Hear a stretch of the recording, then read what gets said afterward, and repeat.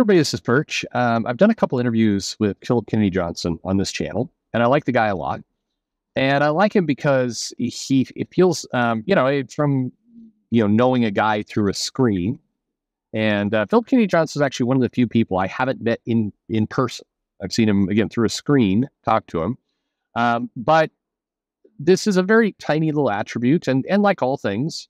Who knows? As a personal guy, I could go out to dinner with him, and turns out we both can't stand each other. Very, very possible, but probably not possible though. Actually, he's a very genuine guy, and what you notice when you listen to his interviews is that he genuinely loves the work he's doing. There is I'm excited to do this. He won me over, with kind of first time I talked to him by saying, I asked him, is Superman hard to write? Because a lot of people say he's hard. He's like, absolutely. I mean, he was genuinely befuddled by the question. You saw the expression on his face. It was, no, I don't understand how somebody would think that. It was he put some thought into it after that, but it was a good moment, that interview. And it just strikes me DC's got the right man for the job. Now, of course, Philip Kennedy Johnson's coming off of Superman now, and they're going and doing some other things with the title. And he's on the Hulk, and he has a career at this point where, friendly guy, easy to work with, writes good stuff, and he's, he'll be on lots and lots of titles. In fact, if I'm thinking about how to rebuild parts of Marvel, if you're not tapping him, I don't know what you're doing. But anyway, we get to kind of this mail, and a reader, a fan, reacting to the news of Philip Kennedy Johnson leaving that book. Now, I want to say out the jump is, it's not a case where, we don't know. It's not like DC woke up one day and said, get this quality writer off the book. There's a really decent chance that the run came to an end. Phil K. Johnson had other things to do. There's a million, we don't know the story here. So I don't want to assume that this is DC, throwing a decision down when it's quite possible Phil Kennedy Johnson said, hey, I want to move on to some other things, or a new book is being opened up, or there's an event coming down the pipe, or who knows what's going on. So just bearing that in mind as we get into this. It's also, again, quite possible DC's like, screw it. Who likes stability? Let's do something else. Again, don't know. But here's a mail. It says, Dear Perch, can you talk me down? Probably not. I went into Comics Warehouse and removed DC, possibly for the final time, from my pull list after they took PKJ off the title in favor of Jason Aaron. Couldn't care less about his work at Marvel, and somehow I care even less now that he's at DC. Williamson burned me with 2 events, so I skipped the last one and half. And Wade, and Wade, dickhead that writes good comics. Oh, okay. Sorry. That I couldn't tell what it said there. I got it in the end. I got it. 1 out of 3 doesn't do it for me. Last year, I dropped DC because the only shop close to me that carried them still kept on fucking my pull list up. In fairness, that's more of a comic shop problem than a DC problem, but okay. Until a friend of mine, until a friend of old me of this tremendous shop in Pearl River called Comics Warehouse. Still an old friend from Comics Warehouse called him. I only came back because I really miss Philip Kennedy Johnson's Action Comics, and without that, I really don't see any reason to stay. Beast World? That's laughable.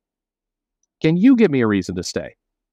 I like Adam's Green Lantern and War Journal, Green Arrow and World's Finest, but who's to say that they don't just take those teams off their titles in 6 months?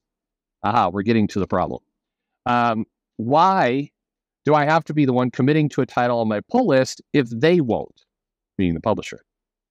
PKJ worked his fucking ass off. We're going for total demonetization here to bring Superman back from the depths of the sales chart hell that Bendis left him with. He used a different word for Bendis that I will.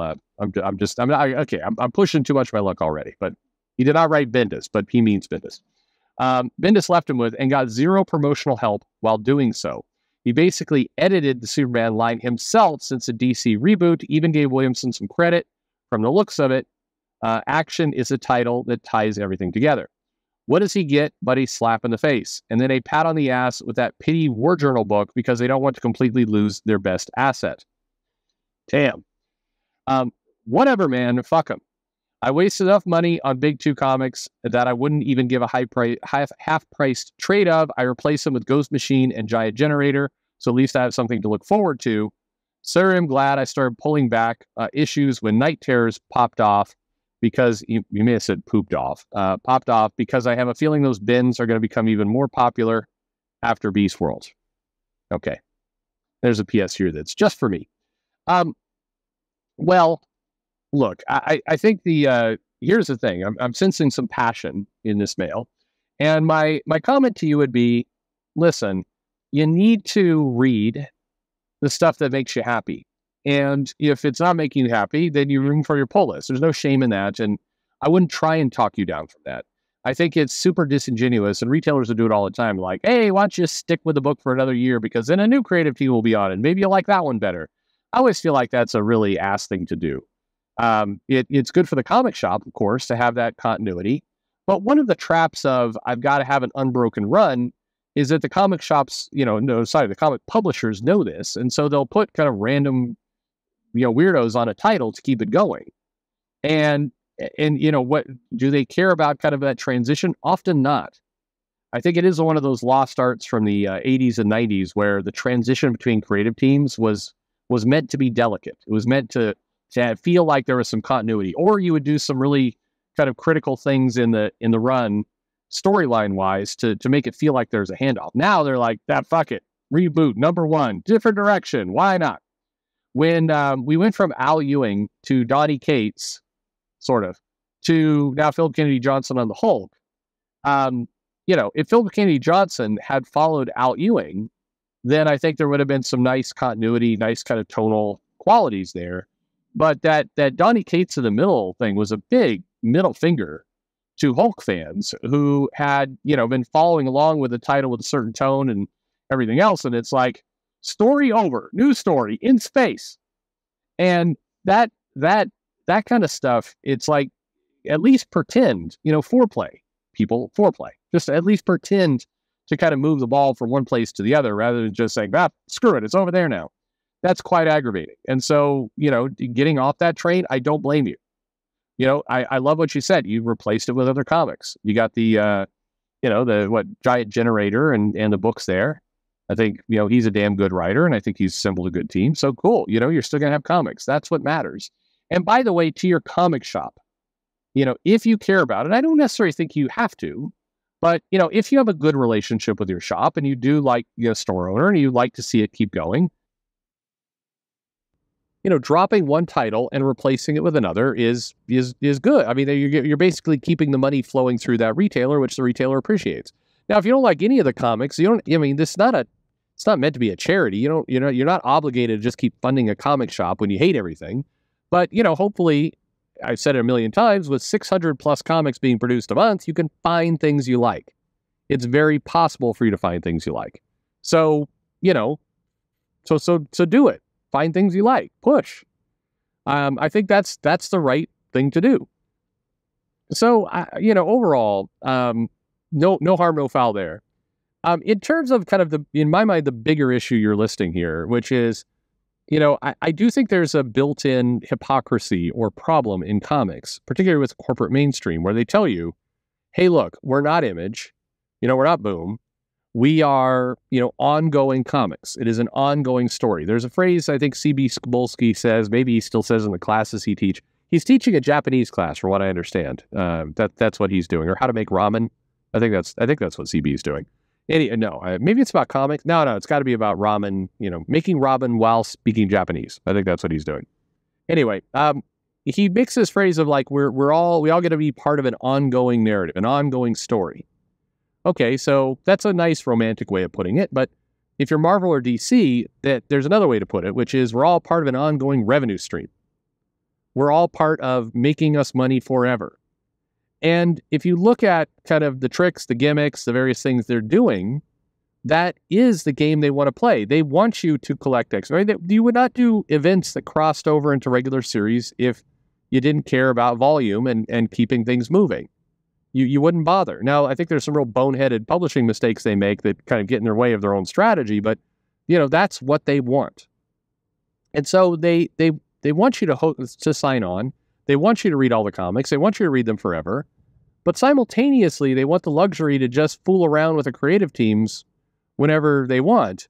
And the consequence of this is, and you've heard people on this show in interviews and other places, you've heard creators talk about how, they are given zero longevity or commitment from the publishers about how this stuff goes. I think the publishers have said things like, well, how do we even know the creator wants to be on this book for more than 12 issues? I don't know. Ask them. How about you ask them? I suspect most of the creators like this thing called, financial reliability or consistency or knowing that another paycheck is coming. I think these are things that creators tend to enjoy. So, maybe it's true. Maybe this creator who's talking about not being able to afford dental care has no real interest in being on a book for more than 6 issues, and they prefer to just keep their options open. I'm sure. I'm sure there's tons of those out there. But when the creator is given no kind of longevity, the fans are told keep buying, but simultaneously we're going to move the creative team around whenever we want, and we just kind of expect you to keep purchasing. You could take this any number of ways. Either it's eye rolling, or it's a dick move, or, it's something much uglier than that. However you cut it, it's not fan friendly. I guess we'll put it that way. And I do think there's this lost art of long runs, and I understand the business has shrunk and that publishers don't have the financial backing to really know how they're going to do some of this stuff and everything, except hang on, bullshit, because both of the big publishers are owned by giant multi-billion-dollar corporations. You're telling me that Disney and Warner Media, soon to be Universal, they're not willing to put a 12-month commitment in play versus a 6-month commitment? No, fuck no. Sorry, that is crap, and we all know it. So, I don't blame you for being upset. I can't talk you off the ledge because it's a ledge that the publisher built themselves. And, my only hope is, maybe that War Journal book will be entertaining to you. I think the one piece of advice I would give you is this. There's some great talent out there writing books for the independents and writing books for the mainstream, for the big two. And as much as you can, try and kind of adapt to the idea that when the creative talent on the book isn't to your liking, you don't buy it. Period. And, you could take some heart. I'll give this to publishers. Generally speaking, unless you're Donnie Cates and in a car accident, yes, I'm sure. But generally speaking, the stories tend to wrap up in some form or fashion. They don't just end it. It's not like a David Lynch Twin Peaks kind of situation. People do, the stories conclude. Now, maybe they conclude too early. I'm willing to bet that the Philip Kennedy Johnson, book that he's writing will have some level of, finish the chapter kind of feel to it. And so, you're very welcome. Of course, it's your own emotions. You get to feel however you want, but you're very welcome to say, I'm pissed that they took this talented writer off, and I wish this could keep going. And well, why can't we have another 24 issues of this? Totally fair. But at the same time, if you enjoyed something from a creator, I think take a breath and say, hey, I got an arc out of a creator I liked that I enjoyed and should have gone longer. Wish it would have gone longer, but it didn't. And so I'm going to enjoy what I got because that's, the biggest, highest compliment and respect I can give the creator whose work I enjoyed. But I'm also not going to buy more. Like, if the new creative team doesn't excite me, I'm not going to keep buying out of respect for the guy who's no longer in the book. I'm out. And the more you can kind of think about comics this way, particularly mainstream comics, of buy the stuff for the teams you enjoy and then feel at peace. Get this inner zen, inner calm about the idea that, and now the story is over. And, that's not bad. It's not a bad place to be. And you will save yourself some money in the process. You'll save a lot of grief in the process, and you won't miss some pretty damn good comics from some pretty damn good people. So that's my advice to you. In conclusion, Philip Kennedy Johnson did one hell of a good Superman book, and I hope he can return to the character someday, but I also hope he gets to go on to a character that he'll be equally exciting about. Why you don't have Philip Kennedy Johnson doing Captain America right now, I have no idea. Like, that just seems like the most obvious thing in the world to do. Maybe it's too on the nose, but I think, you know what? I'm not going to typecast him with a character. The thing that I picked up from the talk with him and I respect about the guy, by the way, I feel the same way about Jim Zub. They have very similar qualities in this respect. They actually try to learn and understand and relate to the characters they're writing. They actually try to, say, I'm gonna understand this character, and then I'm gonna write something authentic to this character, and they do. And that's why when the two of them are on a book, or when they're on their separate books, you get something that maybe you like the tone, maybe you don't, maybe it's a character you like, maybe it isn't. But the one thing you don't get is you don't get these weird-ass takes that feel like the person has never read a comic in their life. And, all too often we get that. So much respect to Philip Kennedy Johnson. Great Superman run. Thank you very much, and thanks for listening.